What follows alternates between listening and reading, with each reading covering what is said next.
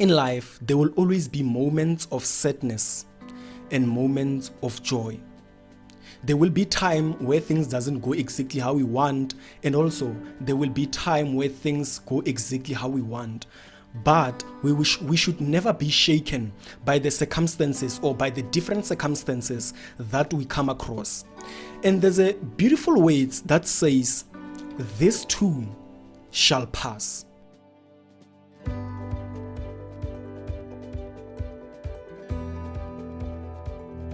Hey friends, and welcome to the Unpack Show podcast with myself, Johannes Baloyi. And thank you for joining me, because this is a place where we unpack the question we have in mind on the challenges we come across as we go about building and improving our lives. Friends, if you haven't already, be sure to subscribe so you can be notified when we release a new episode. And speaking of the question that comes in our mind on the challenges that we come across when going about building and improving our lives, today I want to share with you something interesting, something phenomenal, something that I think it's going to give you a little bit of perspective. And today I want to talk about what triggers the moment of joy and sadness in your life. Just think about it. In life, we do experience those moments where we are so joyful, where we are so over the moon, where we are so fearless, where we are so happy, where we are so motivated, where we are so courageous. And also, we do experience those moments of sadness where we feel like our world has come to an end, where we feel demotivated, where we feel discouraged, where we feel like we can't move on, or whatever it is that we'll be doing in that moment, we cannot do it anymore because of we are so clouded by the sadness that we will be experiencing we will actually be clouded by the sadness that we'll be experiencing in that moment. Just think of it in your life. When thinking of the moments of joy, think about the time when you started a small project and it worked. You were so happy. That success in that small project that you started, it triggered the moment of joy in your life and you are so happy. Or you started a small business, when it succeeded, you became so happy, you became so joyful. Or you're in a relationship, it worked well. And guess what? It triggered the moment of happiness in you, the moment of joy. Or you passed your studies, or you succeeded, or you did well in your studies, or you passed whatever grade that you were doing, and it triggered the moment of joy in your life. And that will be the experience of joy, or that will actually be the moment where that thing that worked in that time, it actually triggered the moment of joy in your life. And also, there are those moments of sadness, the moments where we feel down, the moments where we feel like our world has come to an end. Whatever it is that you'll be doing in that moment, or whatever it is that you would have done in that moment, it didn't work. And you were so clouded by the sadness that you experienced in that moment. Just think about it. You were in school and you were hoping that at the end of the year, you were going to succeed. You were going to make it. And you didn't make it. You were clouded by the sadness of having to fail, or you were in a college or university. You were hoping that you're gonna do well in it, and you didn't do well. And guess what? I actually have a friend of mine who didn't do well in college, and he was so clouded by the sadness of finding out that he wasn't gonna graduate, and he had to go back and repeat go back and repeat the studies he was doing in that particular in that previous year, on this second year. And he was so full of sadness. And I'm trying to say this because in every area of our lives, the things that we want to do or the things that we want to pursue, when they don't succeed, we are so full of sadness. That business that you thought it was going to succeed, it didn't go well. That small project that you thought it's going to go well, it was going to succeed, it didn't go well. That relationship that you started, that you thought it was going to be the best thing that ever happened in your life, it didn't go well. And the thing about the moment of sadness is that when you experience that moment of sadness, you can never be able to see the light. Even when someone tried to come to you and shine the light, you can't see it. All because of you are so clouded by the sadness that you'll be experiencing in that moment. And I think a lot of us do experience the moment of joy and the moment of sadness, but we don't often ask ourselves a question to say, what actually triggers this moment of sadness? And what actually triggers this moment of joy in our lives? And I came to realize that our pursuit to whatever it is that we start or to whatever it is that we do, the result of the action that we will have done, the result of the action of our execution is the one that actually determines whether we experience the moment of sadness or whether we experience the moment of joy. That's why when you go about studying something, when you want to establish something, when you want to start something, when you begin to do something, all you think about is how that something is going to succeed. And when it doesn't, so at the beginning, you start something and you are hoping that the end result will be a success. And when they finally do become a success, you become so happy. But when you start something and the result of that thing fail, or it doesn't work exactly how you want, you experience that moment of sadness. So our pursuit to whatever we do determines whether we are going to be sad or whether we are going to be happy. And I want you to think about this. Try to differentiate between people who are succeeding or successful people, or people who have failed in life, or people who doesn't do well in life, and ask yourself a question that, what actually makes the difference between these two people? Or what actually separates the difference between these people? What makes the other people to succeed and what makes other people to fail? And that's why this question of what triggers the moment of sadness or what triggers the moment of joy in our lives matters a lot in our lives. Because the people who succeed, the people who do well in their life, when they come across challenges, they still stand. And the people who doesn't do well in their life, when they come across challenges, they don't stand. The challenges, they put them on the ground in the spot. Like when you come across failure, it puts you down. That's why you experience the moment of sadness. That's why you cannot do well. That's why you cannot move on. That's why you cannot rise and keep moving on whatever it is that you'll be doing in that moment. So with this being said, our pursuit to whatever it is that we do actually determines whether we are going to experience the moment of joy or whether we are going to experience the moments of sadness. And I'm laughing like this because I'm actually thinking of myself back in the days in the past whereby I was going through the cycle of this moments of joy and this moments of sadness. Just imagine, think about those moments where you planned something in your life and it went well. You are so happy. And think about that moment where you planned something and it didn't work, that thing. You were so full of sadness, you couldn't see the light because, and this is solely because the result didn't come out exactly how you imagined. So that's why I'm saying that whatever we do, that's why I'm saying that actually these moments, they kind of have control over our lives. So the question still stands. What triggers this moments of sadness and this moments of joy? And we've already figured that out because of our pursuit to whatever it is that we do actually determines whether we are going to be happy or we are going to be sad. But here's something that we should put in mind, and here's something that I think we should open ourselves to learning, to say, what should we do whether things are going exactly how we want or things are not going exactly how we want? What should we do? And with another question of saying that, what do we do?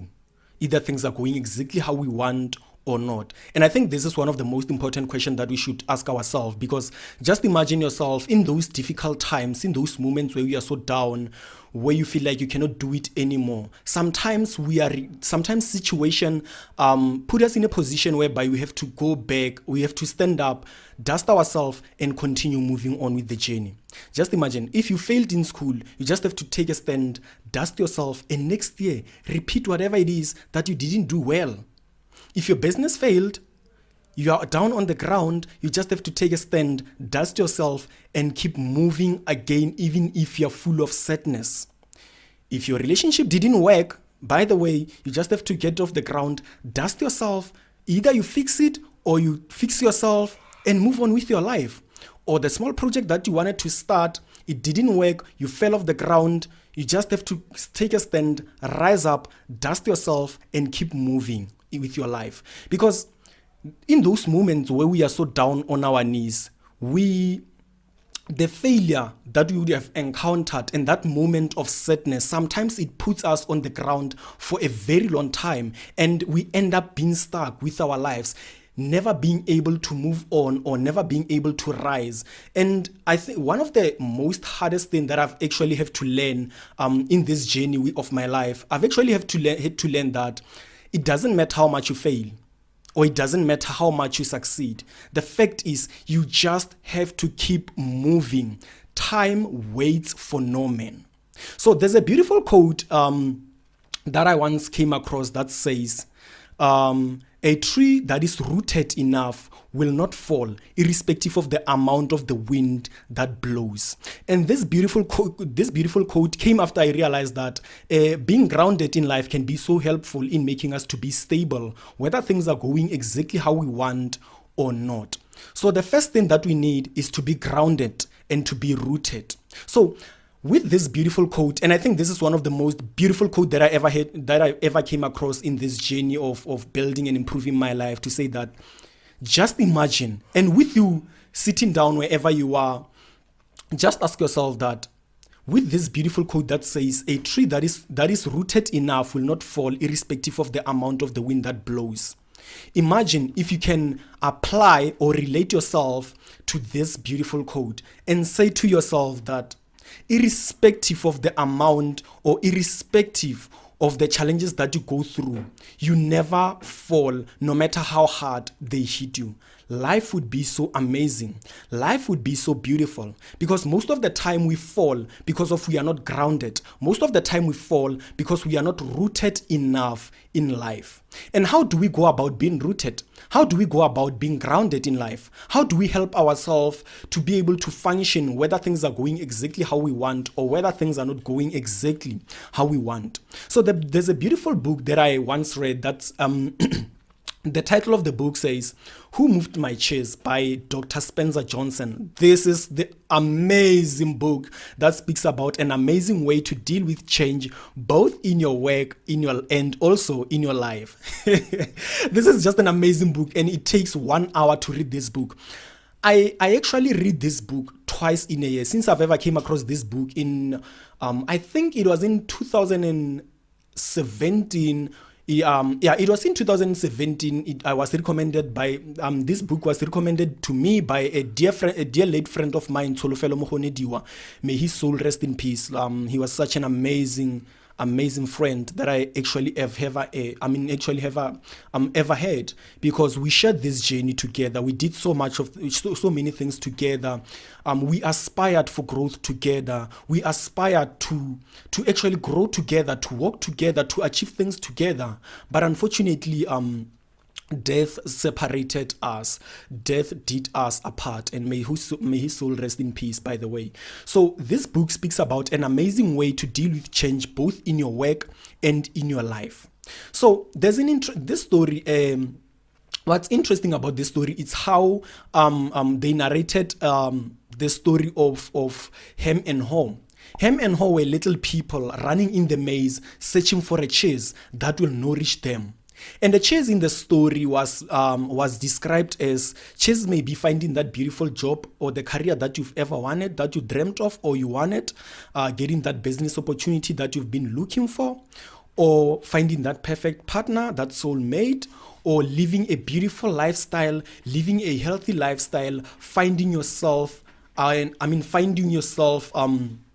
once again, because of I've actually realized that with the challenges that we come across in life, it is possible that we may fall. It is possible that you may forget yourself. It is possible that you may actually lose yourself along this journey of life. So that's why this book speaks about an amazing way to deal with change, both in your work and in your life in general. So as Ham and Haw were running in the maze, searching for that chase that would nourish them, I can imagine them running in the maze, so running and finding that chase, searching for that chase. So the routine of Ham and Haw was just simple.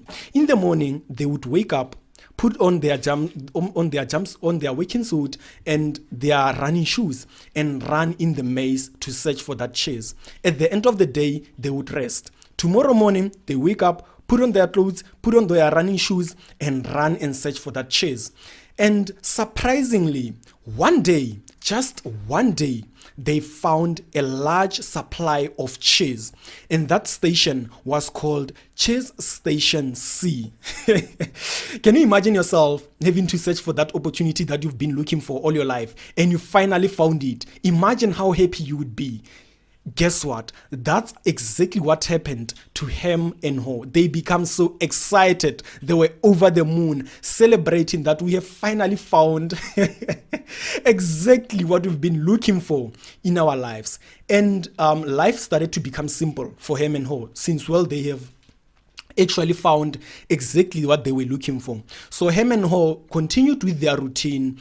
In the morning, they would wake up, put on their clothes, put on their running shoes, run to Cheese Station C to eat the cheese. At the end of the day, they went back to home to sleep. In the morning, they do the same thing. So the routine just went over like that. In the morning, they wake up, go to Cheese Station C to eat.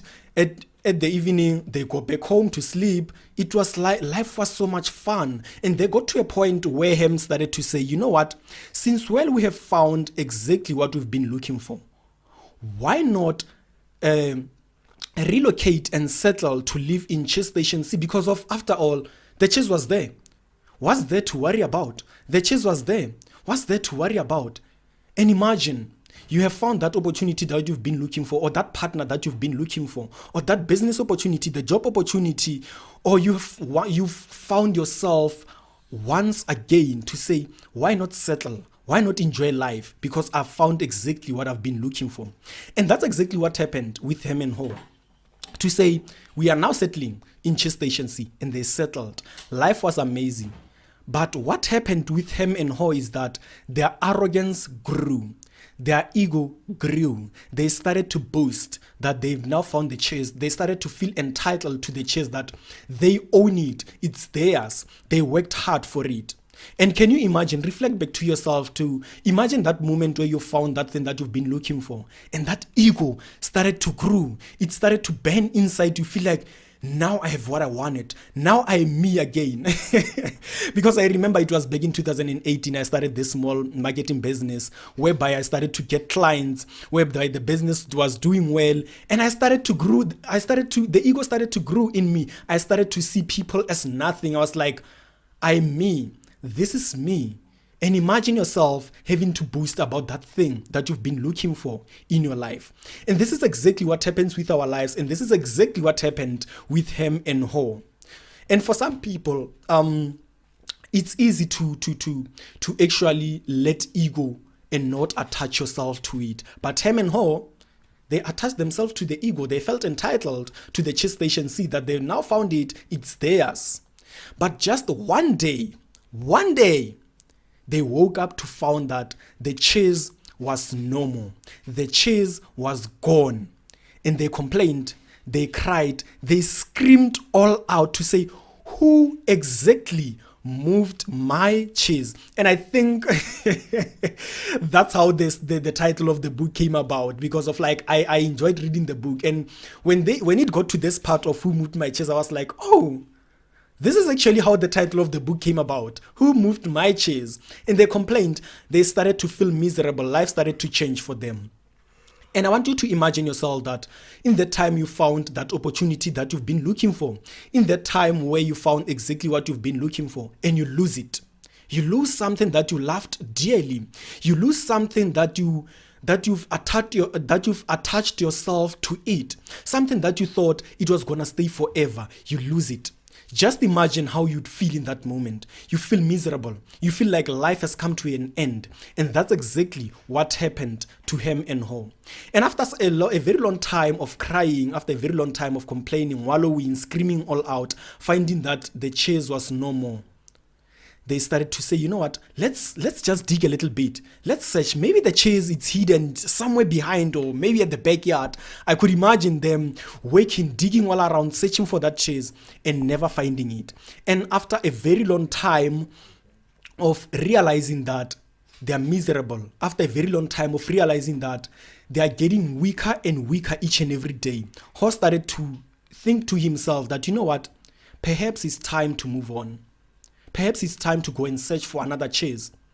And imagine yourself in that moment, after a very long time of complaining, after a very long time of being weak, getting weaker and weaker in each and every day after you've lost that thing that you loved dearly, where you thought to yourself that, you know what, perhaps it's time to move on. Perhaps it's time to go and search for that opportunity that I want again. Perhaps it's time to go and search again for whatever it is that you want or that you love dearly. And Horst started to persuade him to say, you know what, I think it's time for us to move out. Let's move out and go search for another chase. Ham denied to hell and say, you know what, I'm not going anywhere. Whoever stole my chase has to bring it back. Whoever stole my chase has to return it, because that chase, I worked for it and it belongs to me. And most of the time, it's what happens to us to say, whenever we lose something, we feel entitled. Whenever we lose something, we want that person to bring that thing back. We feel like somebody owes us. And that's exactly what happens to him. To say, I'm not going anywhere. Whoever stole my chase has to put it back to me. And after a very long time of Horst trying to persuade him to go and search for another chase, Horst started to realize that I just have to leave alone, because this person doesn't want to move with me. I cannot stay here to complain and wallow while getting weaker and weaker each and every day, because of the thing that was fulfilling us, that was giving us the meaning, that was making us to be happy. It was no more. And Ho departed on his journey to search for another chase. And this is the amazing part of the story, where Ho started to reflect to where he was and learned from the situation where he was at Chase Station C. And one of the biggest lessons that Ho learned on his journey was that keep checking the chase, because each and every day it keeps getting smaller, smaller, and smaller and smaller. And this lesson, when I reflected myself to it, I thought to myself that each and every day, whatever it is that we pursue, whatever it is that we do in our lives, we actually have to keep on checking that opportunity. We actually have to keep doing the self-introspection, because the things that we love, the things that we do, we keep getting weak. That's why I say that in this journey of life, we keep getting weak. There's a point where we get tired. And surprisingly, there are some moments where we just find ourselves stuck. Why? Because of we are so tired, because we haven't done self-introspection to check whether we are still fine or not. So that's what Ham learned on. That's what Ho learned and back at Chase Station C, to say, I wish I could have checked the chase, because each and every day it was getting weaker. Each and every day it was getting smaller without me realizing that. And I want us to reflect and try to relate ourselves to the story, because of this story of Who Moved My Cheese. It's a very interesting story, and this is a book that I would recommend that you read, because of this book speaks about the journey of our lives, searching for that opportunity or searching for that big thing that will cherish us or that will nourish us in our lives. And I think out of this topic of saying what triggers the moment of joy and sadness in our lives, and asking again that what do we do whether we experience the moment of joy or sadness, I think one of the key important lesson or takeaway lesson that I think we would get out of this topic, out of this story of Ham and Ho, is to say that in life there will always be moments of sadness and moments of joy. There will be time where things doesn't go exactly how we want, and also there will be time where things go exactly how we want. But we should never be shaken by the circumstances or by the different circumstances that we come across. And there's a beautiful words that says, "This too shall pass." These are one of the most beautiful words that I've actually had to practice as a mantra to myself, to say, this too shall pass. In each and every situation that I find myself in, this too shall pass. Whether you find yourself in difficult time in your business, this too shall pass. Whether you find yourself in difficult times with your studies or in school, this too shall pass. Whether you find yourself in difficult times with your family, this too shall pass. Whether you find yourself having to face difficult times with raising your children, this too shall pass. Whether you find yourself in difficult times in your relationship, this too shall pass. So this is one of the most important and takeaway lesson that I would give and that I've learned out of this episode, out of this topic, out of this subject that we've been talking about today. Friends, this is what I had for you this week. And I hope you've drawn value and enjoyed this episode, this topic that we've been talking about today. Till we meet on the next episode, be blessed, be healthy. And as my role model, Vusi Tembekwayo, always have said, or once have said on one of his podcasts on ideas that matters, have the spirit of the underdog. Goodbye.